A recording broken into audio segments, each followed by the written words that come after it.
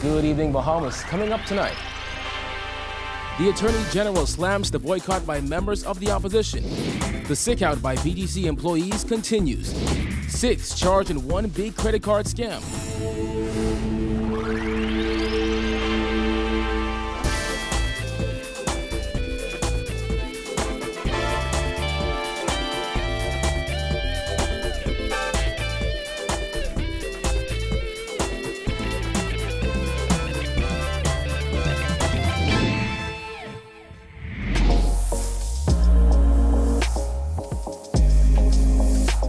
Our news is brought to you by Alive.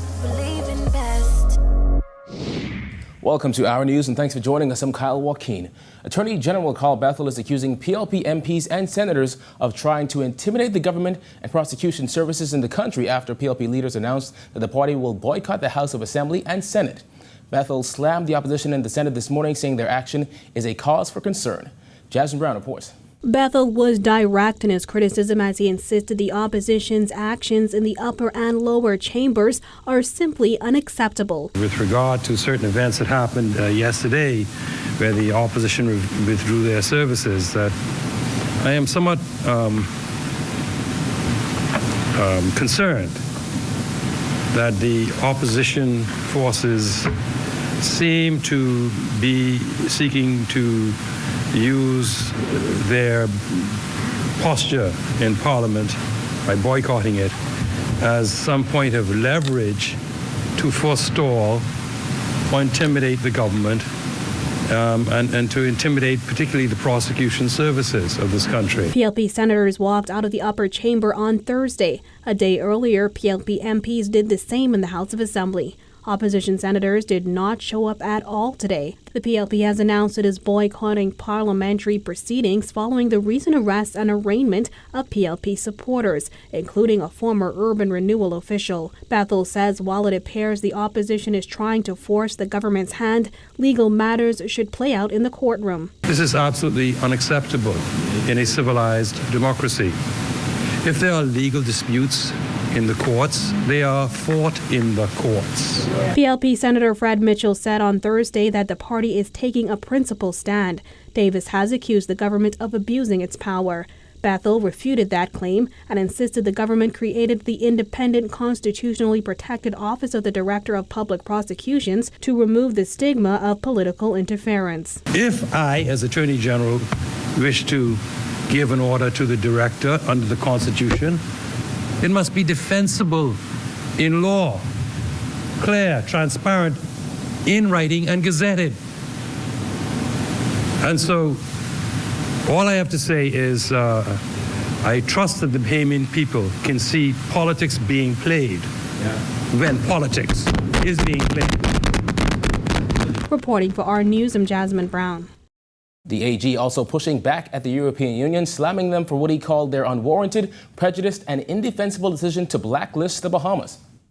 What mentality does it take for an international organization to consciously violate its own methodology, violate principles of its own law, simply to get at a host of targeted nations? And yes, in my view, the Bahamas was targeted. How does it resonate in logic to lump a compliant and responsible country like the Commonwealth of the Bahamas with rogue states like North Korea, with failed states like war-torn Syria and Yemen? Bethel's tough talk came during his contribution to debate on the Commercial Entities Amendment Bill 2019 in the Senate. Bethel says as far as the Minnis administration is concerned, it did everything required to stay off that blacklist, adding that the Bahamas is in the front line of compliance. It's amazing that a country could take itself from rock bottom and place itself in the front row and no countenance be given to that achievement. There are also some procedural and legal grounds for our objection, which we will be taking up with the European Union. The Bahamas was blacklisted by the EU due to strategic deficiencies in its anti-money laundering and counterterrorism financing legislation.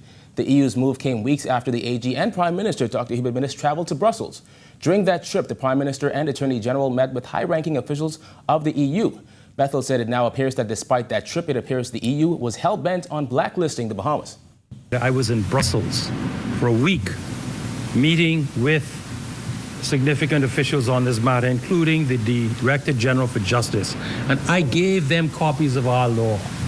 I explained about the progress we had made since October, between October and December of 2018. So they can't say they're ignorant. But you know, they had already decided that they could put us on this list. In other news, BTC reporting that operations at their stores have improved dramatically today. Just about all BTC-run locations across the country were closed yesterday as employees called in sick. The industrial action, according to Bahamas Communications and Public Officers Union President Dino Roll, is the result of poor negotiations with the company over bonuses and what they deem insulting salary increase offers. According to Roll, 95% of the staff is out sick, and the industrial action is set to continue into next week. In a statement today, BTC apologized for any inconvenience caused and said operations are back to normal at their Marathon Mall, Southwest Plaza, and Andrews locations, in addition to the franchise locations throughout the country. BTC did not address issues with the union. However, the union leader said the BTPOU will take a strike vote against the company in short order. 4 men and 2 women today were given the option to pay a fine or spend time behind bars after they pleaded guilty to fraud by false pretenses.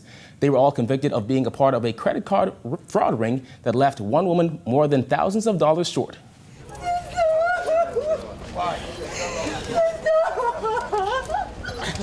A strong show of support outside the South Street Court complex for 4 men and 2 women caught in a credit card fraud ring. And it all stemmed from one woman's decision to have dinner last month at Bahamar. Police alleged that 25-year-old Georgina Roll in the white shirt and green pants, 21-year-old Thyronique Wilson in the gray sweatsuit, 26-year-old Alfredo Richards in the green hoodie, 25-year-old Renato Thompson in the gray hoodie, along with Robert Frazier and 21-year-old Desario Sanders, not seen on camera, all conspired to commit fraud by false pretenses.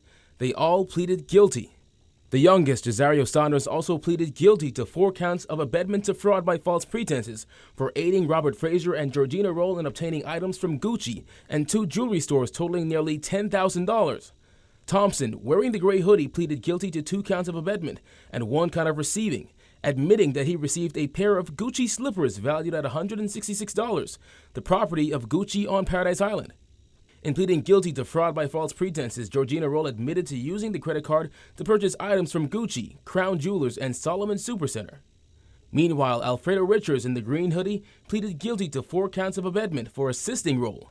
According to the prosecution, one of the men, while an employee of the restaurant at Bahamar, took pictures of a woman's credit card. 2 of the others then created several other cards with her information. Those cards were then used in the purchases. One of them, according to police, purchased a chain and a skateboard. Defense attorneys for the suspects all pleaded with Magistrate Cara Turnquest-Evo for non-custodial sentences.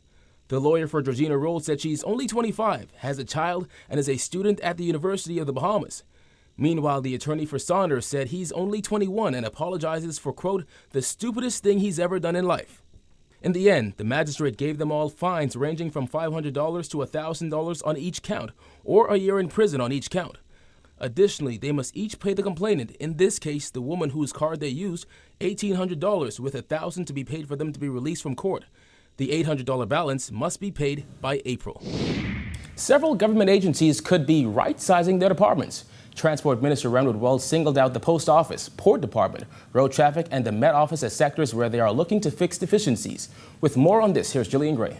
Ahead of that plan to relocate the General Post Office to Town Centre Mall, Minister responsible Renwood Wells said they will be right-sizing that department. So we're now looking at the Post Office.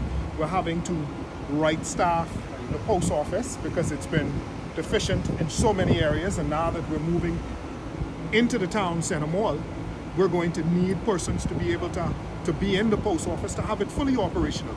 The Transport Minister did not reveal the specifics, shying away from stating which areas need more staff and which need less. He did, however, say those decisions will be made before the move to Town Centre Mall. We are looking to have, by the time we're able to move into the Town Centre Mall, to have all of the persons in the Post Office that we're going to need to have a fully functioning international post office operating under the Universal Postal Code. The relocation deadline has been delayed 3 times and is now set for mid-March. Last year, the Deputy Prime Minister promised a right-sizing of the public service. Both BPL and Water and Sewage announced voluntary separation packages a short time later. Now, the Post Office is not the only department that Wells said they will be looking to right-size.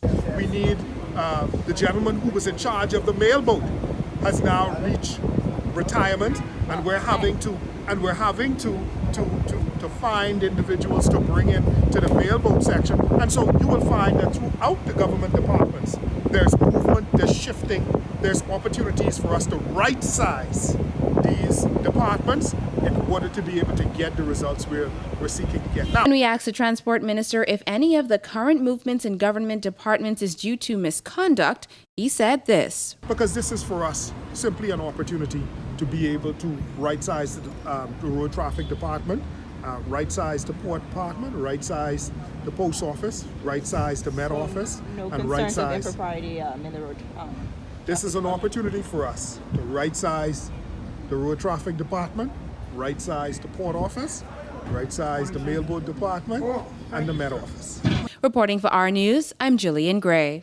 All right, thanks, Jillian. Still to come, power failures shut down Ackland's clinics. Plus, the Environment Minister clueless on the Oban Energy's EIA. Stay tuned.